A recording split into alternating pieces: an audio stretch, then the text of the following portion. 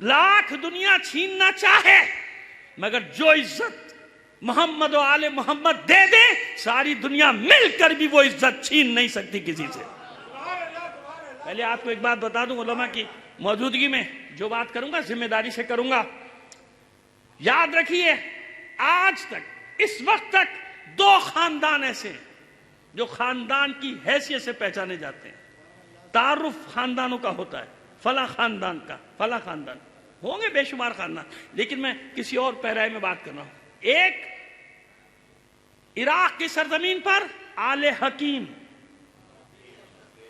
आले हकीम, कितने साल पहले ये आले हकीम शुरू हुआ? 70 के बाद कितने साल हुए? 50 साल। 50 साल से ये खानदान है आले हकीम। आले हकीम क्योंकि खानदान में 100 से ज्यादा अब भी माशाल्लाह आलिम और 50 से ज्यादा मुज्तहिदीन और 3 या 4 मरजइयत के मरहले तक मनसब तक पहुंचे हुए लोग हैं वहां पे इराक में। उनके आले हकीम 50 साल से। और याद रखिए, ये एजाज इस बर्रे सगीर को हासिल है कि दूसरा खानदान जिसको 230-240 साल हो गए वो कहलाता है खानदान इज्तिहाद। जो खानदान के नाम से जिसका तारुफ होता है तारीखों में, खानदान इज्तिहाद या आले गुफरान माब। हजरत गुफरान माब रहमतुल्लाह अलैह मोहम्मद आले मोहम्मद पर एक सलवात भेजिए, मोहम्मद आले मोहम्मद पर। समझ में आई बात?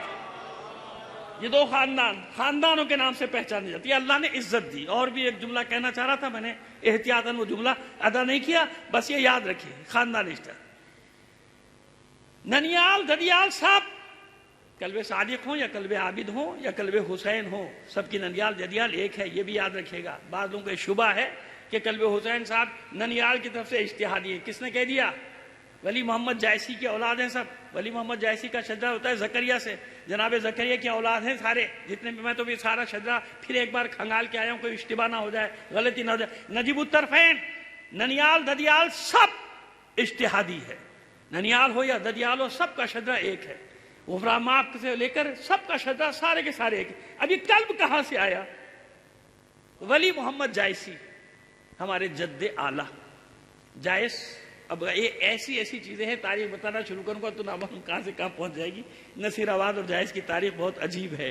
बहरहाल अभी तो सिर्फ एक बात बता रहा हूं। तो जायस जो रायबरेली से तकरीबन 30 किलोमीटर बाएं हाथ पे, जब लखनऊ से जाएंगे तो रायबरेली से 30 किलोमीटर अंदर, अब वो इमेठी जिला कहलाता है, लेकिन बहरहाल जायस कस्बा जो था वो 30 किलोमीटर अंदर रायबरेली से अंदर है, बाएं हाथ पे। जब इलाहाबाद से आए तो दाएं हाथ पे पड़ेगा, 30 किलोमीटर अंदर जायस।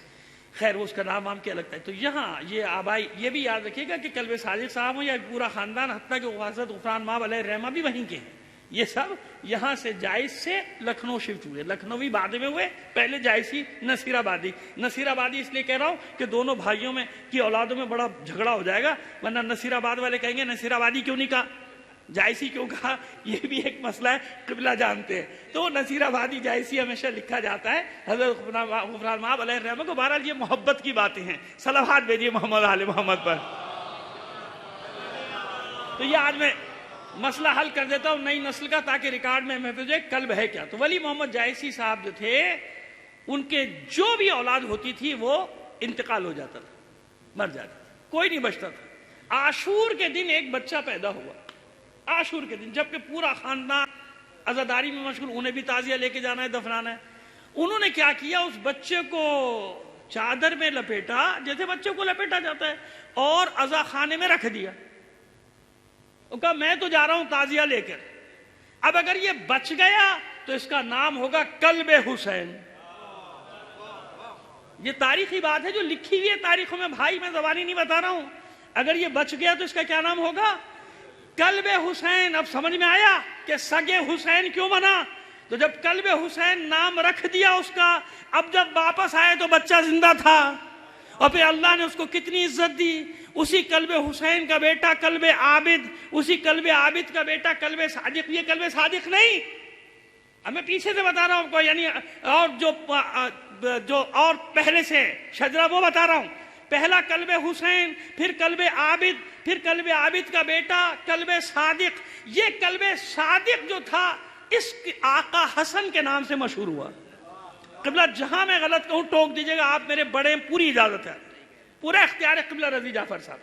इसलिए मैं ये बात कर रहा हूं, इतनी